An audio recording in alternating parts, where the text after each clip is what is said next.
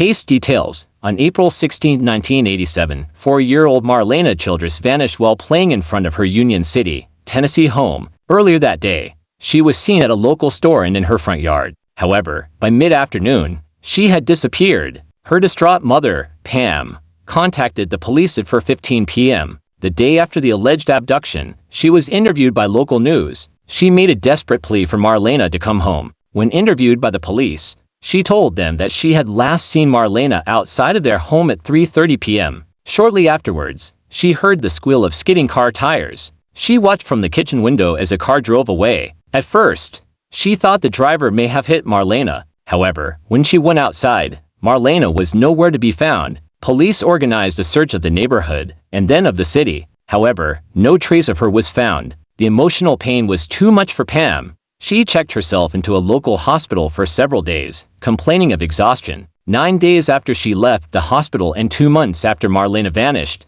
she made the shocking announcement that Marlena was dead. She claimed that she accidentally killed her and thrown her body into the nearby Obion River. Hundreds of workers and volunteers searched it for 5 days. However, her body was never found. Pam was charged with second-degree murder and bond was set at $10,000. The judge ordered that she be placed on observation at a state mental institution. She then changed her story again, claiming that her confession had been coerced by Stan Cavness, an investigator working on the case at her own request. At a press conference, he played a 5-minute excerpt of her confession to show that it was not coerced. In the confession, she admitted to throwing Marlena's body into the river. She also was adamant that she was not making it up. Pam claimed that she had just gotten out of the hospital when she made the confession. She claimed that medicine she was given caused her mood to change. She claimed that Stan told her that she would go to the electric chair if she didn't confess to him. He denied this, claiming that she expressed a lot of guilt and remorse when she made her confession. He claimed that she vividly described how she lost her temper and panicked after she hurt Marlena.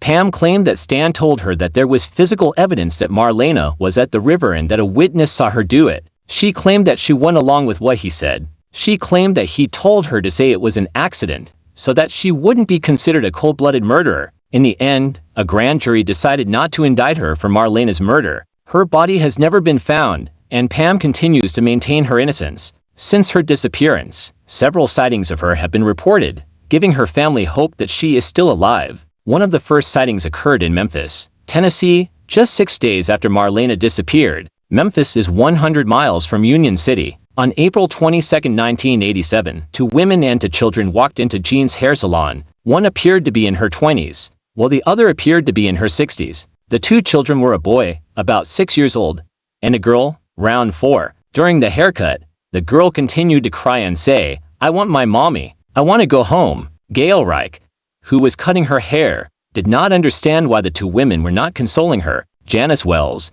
whose station is next to Gail's, also noticed her crying and the women just standing there. Finally, the older woman spoke up and told the child, "Be a good girl, Marlena, and we'll take you to the movies." They left soon after the haircut ended. That same morning, Gail stopped at a nearby convenience store during her break. She saw a newspaper with Marlena's picture on it. She then realized that the girl from earlier was her. After she called police, she showed Janice the newspaper. She was also certain that the girl was Marlena. Marlena's grandfather, Wade Strickland, visited the hairstylist and believed that they had seen her. He launched his own investigation into her disappearance. He came to suspect that a waitress in the area was somehow involved. He learned that she left town the morning after the disappearance and returned several days later. He asked Gail and Janice to come to the restaurant where the waitress worked. Both of them identified her as the younger woman from the salon. Wade also knew that a young boy had been seen in the salon as well. He brought photographs of 6 boys to the salon and showed them to Gail and Janice.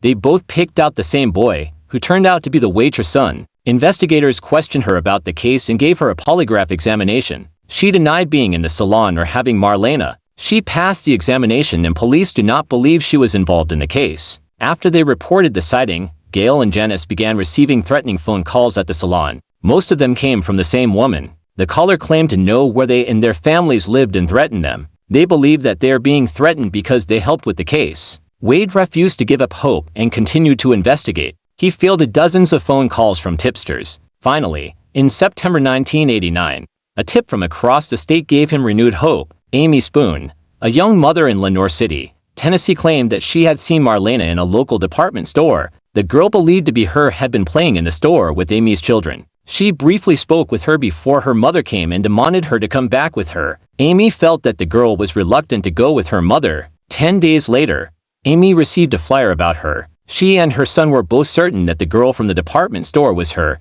The latest reported sighting of Marlena was in Nevada in summer 1990. However, none of these sightings have been confirmed and she still remains missing. Although some investigators believe that Pam killed her, other people, including her family, are convinced that she's still alive. Suspects. Pam Bailey is a suspect in Marlena's disappearance. 2 months after she vanished, she confessed to killing her accidentally. She claimed that she lost her temper and struck her, causing her to hit her head off a table. She also confessed to dumping her body in a nearby Obion River. However, no trace of her body was found in it. Pam was arrested and charged with second-degree murder, which was later reduced to voluntary manslaughter. However, she recanted her confession, claiming that it was coerced. She was never indicted for the murder and maintains her innocence. According to police, Pam made several conflicting statements about Marlena's disappearance. At one point, she claimed that she sold her to pay off a drug debt. On another occasion, she claimed that she had been abducted by a family friend. She also claimed that the family friend had sexually abused her as a child.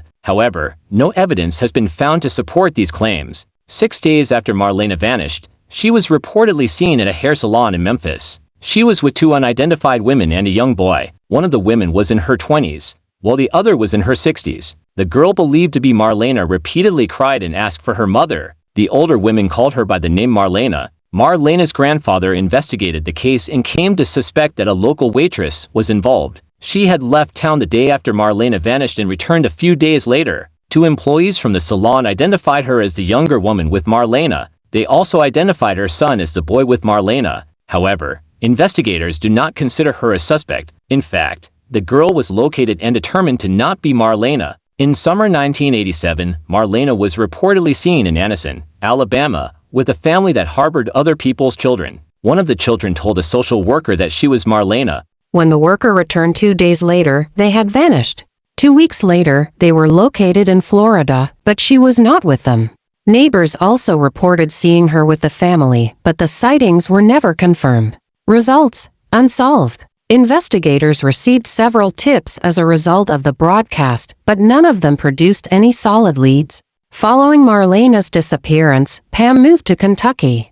In April 2002, she was arrested for stabbing her 12-year-old son in a cemetery. She allegedly told him that she had a surprise for him. She then blindfolded him, put him in their car, and drove him to the cemetery. She then had him sit next to a cemetery marker inscribed "Son" and stabbed him. Fortunately, he survived and was sent to live with his father. Pam was charged with attempted murder. She pleaded no contest and was sentenced to 10 years in prison. She served time in prison and has since been released. The case was reopened after her arrest. Police now believe that she was probably responsible for Marlena's disappearance.